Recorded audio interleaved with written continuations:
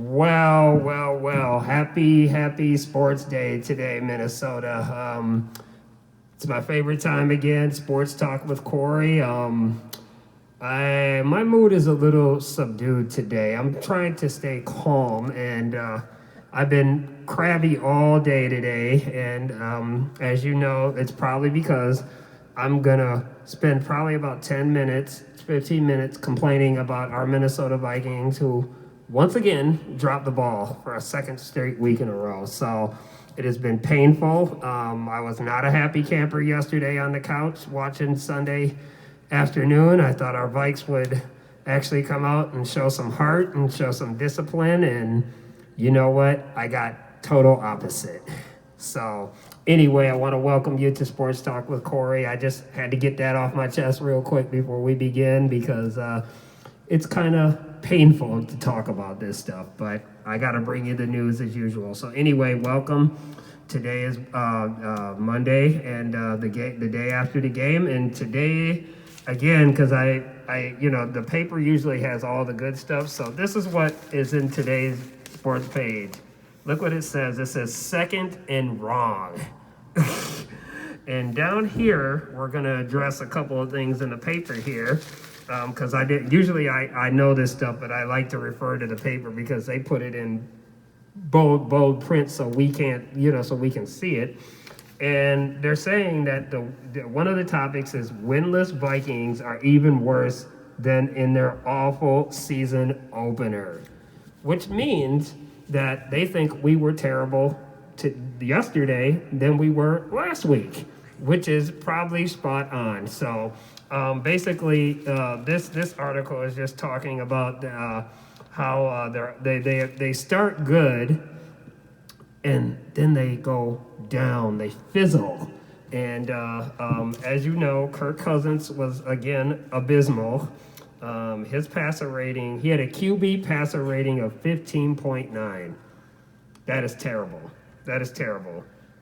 Yeah, they said at one point in the second half, Kirk Cousins' report card stood at 1.8 passer rating, which is very, very terrible. So we're not going to get into that.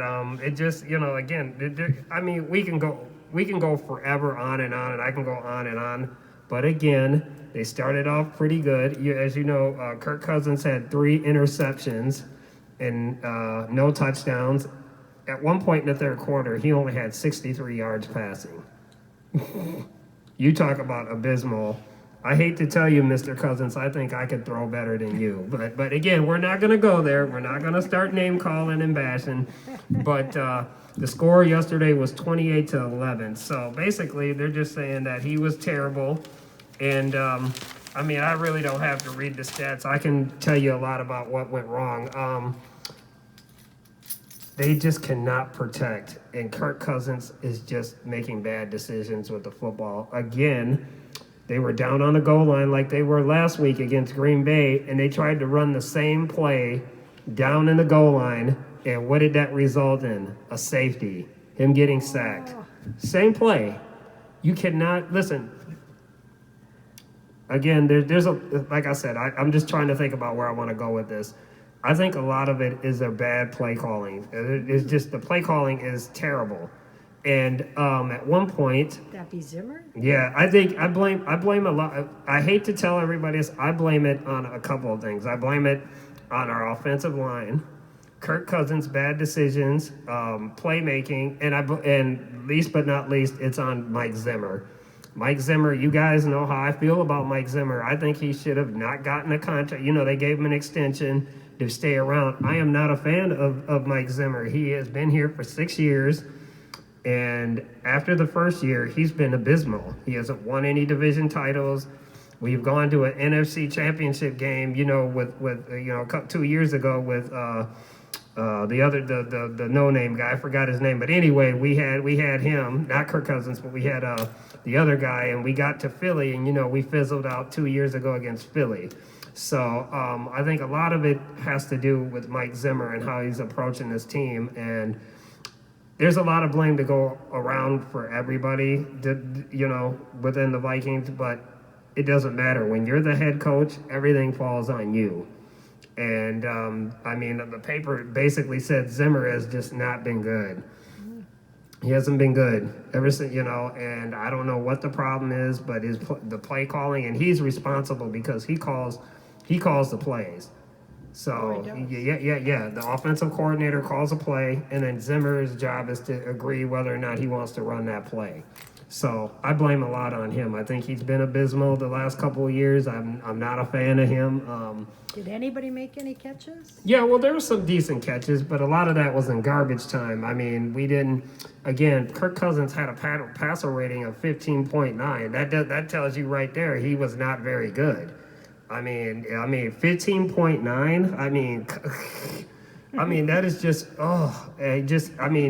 what I saw from him was bad decisions, holding on to the ball too long. When he's going back to pass, he's holding on to the ball too long because he doesn't know what he wants to do. He's indecisive, and then that made up with our bad offensive line, it makes it hard for him. Did he get sacked 3 times? Yeah, I think he got sacked 3 or 4 times in the game. I believe so. So we're having problems in a lot of areas, and again, we have young rookie corners back there in the secondary, and that just makes it. The Vikings are a mess right now.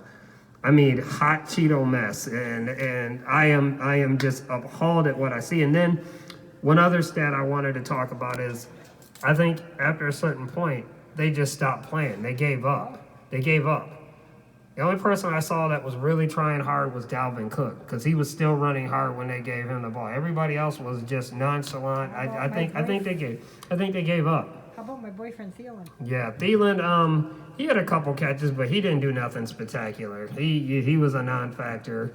And again, that goes to what I was telling you guys before the season. Yes, I think Diggs was a bad guy. He had a bad attitude. But he's in Buffalo, Stephon Diggs. But when you have him in the lineup with Thielen, it gets Thielen open a little bit more, so then he can get his catches. Right, because they didn't know who to. Yeah, they didn't know who to throw to. You got Jefferson out there. You got Thielen. If they double team Thielen, somebody else has to catch the football. I mean, and I don't think the Vikings should have gave up on Stephon Diggs right away. And I'm a big opponent of that. People can say he had a bad attitude. Yes, he did. But my thing is, we're in the business to win. Mm-hmm. And you want to win, and you want to be a winner. Sometimes you have to put up with the good and the bad from a player to get where you want to. Yes, he was unhappy. I think he was unhappy because he didn't get to touch the football all the time. But that's what any player does when they get mad, when they don't get to touch the football. They complain. But I just don't think they knew how to handle him, and I think that has a lot to do with it. These young other receivers are not stepping up. Irv Smith, the tight end, isn't stepping up. Justin Jefferson, the rookie, I think only had like 2 or 3 catches. It was in garbage time after it was already over. So. Yeah, I don't know. I mean, the list goes. I mean, I can look at this real quick. I mean, the list goes on and on. I mean, excuse me there. Sorry about that. Anyway, I don't mean to be rude, but also, Anthony Barr is injured. He injured his shoulder in the second quarter, and they said that he is going to go undergo testing today. So we haven't heard anything yet to determine the severity of his. What position does he play? He's a linebacker. Excuse me. He's number 55 for Minnesota. He's a linebacker. He's out there with Eric Kendricks, number 54. He makes the tackle? Yeah, he's a linebacker. He plays in the middle of the field to try to make tackles against the wide receivers and the running backs and the quarterback and so forth. He was a big shot, right? Yeah. So basically, it just says the fast starts fizzle quickly. The Vikings coordinator, Gary Kubiak, is 2 for 2 in opening drives this season. And after that, let's just say things haven't looked real good. Other than 9 first-half possessions this year, 3 and outs, which means they go 3 times. They go out and have to punt the ball. They had to do that 3, and then 3 interceptions, 2 safeties, and a field goal. Oh my gosh. That is terrible. That is terrible, ladies and gentlemen. En route to a 21-yard Dan Bailey field goal. Yeah, I mean, it's just the list goes on. And then I was saying Irv Smith, he's number 84. He's a tight end for the Vikings. He's their other tight end. I mean, he, after a breakout year last year, he hasn't done anything. So, I mean, it just, look at this. Again, the defense barely touches Rivers. Phillip Rivers is the Colts quarterback.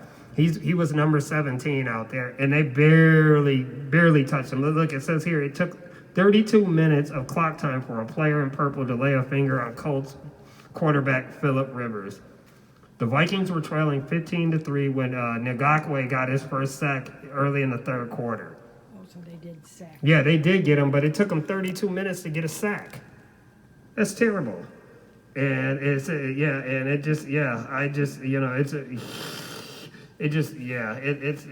I mean, I could go on and on. This whole paper is nothing but terrible news for the boys in purple. So Who's next week? next week, it doesn't get any easier because Minnesota plays. I'm just trying to think. 1 second here.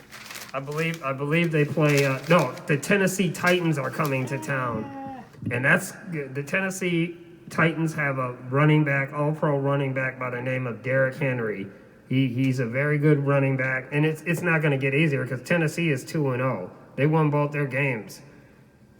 So, and they got a quarterback that's really good, decent too. So it's not going to get. I hate to tell you, Viking folks, it's not going to get any better. I hate to be the Debbie Downer of news. So that's enough with that because I could sit here and just go off more and more, and we don't have a lot of time to do that. So that's why I just got into a couple of items with the Vikings. Anything we talk about Vikings related is just not good.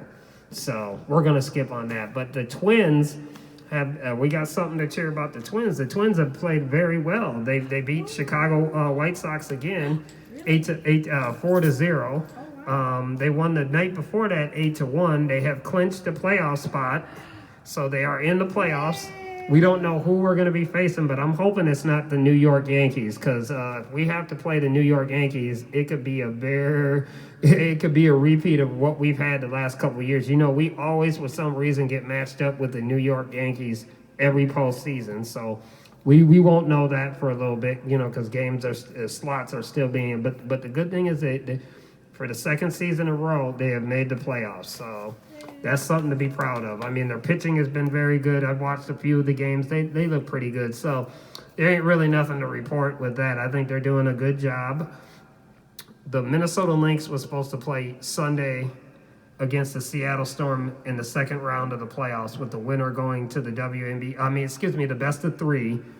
All semifinal games now for women's playoffs are the best of three. But anyway, they were supposed to play, but they did not play yesterday because there were inconclusive tests with the Seattle Storm. You know, the other team they were supposed to play. So the Storm were on the bus, and somebody had to stop the bus because they had inconclusive tests, which means there was no positive test, there were no negative tests, so they don't know if their tests were positive or negative. So they have to be they had yesterday and today, they have to be retested. You know, that team, not our team, the other team, the Lynx were going to play. Lynx are good though? Yeah, the Lynx, I think the Lynx have been great. As I think it was 2 weeks ago, we had David Emerson here as our special guest, and he nailed it spot on. The Lynx have been, impressive. I didn't even think they were going to make the playoffs. Cheryl Reeve, who is our coach, WNBA coach, is coach of the year again for a third time. Yep. And then our point guard, David talked about her. Her name is Crystal Dangerfield. She's number 2, and she's a starting point guard for the Lynx. She has been named Rookie of the Year. So we have 2 accolades in the Lynx family. We got a Coach of the Year, and we have a Rookie of the Year on our team. And the thing I want to talk about just quickly is Cheryl Reeve is a hell of a coach. She's a great coach, and she's a Hall of Fame coach. The things that she does with this team, I didn't think that they were going to be the 4th seed in the playoffs. I thought they were going to be at the bottom looking in, and she continues to prove me wrong and probably a lot of other people wrong. She's a hell of a coach. It's too bad she can't be my coach because I would play for her. I would play for her any day, but I got to stick to men's basketball. You can't play women's basketball, but she's a great coach, and we'll see what happens. It's the best of three. We don't know when they're going to play the games because they have to wait and see about the test and a makeup date. It's just been postponed. Hasn't been canceled. It's just postponed until we get more information. And I think that even though we get disappointed about sports, we have to make sure our players are safe.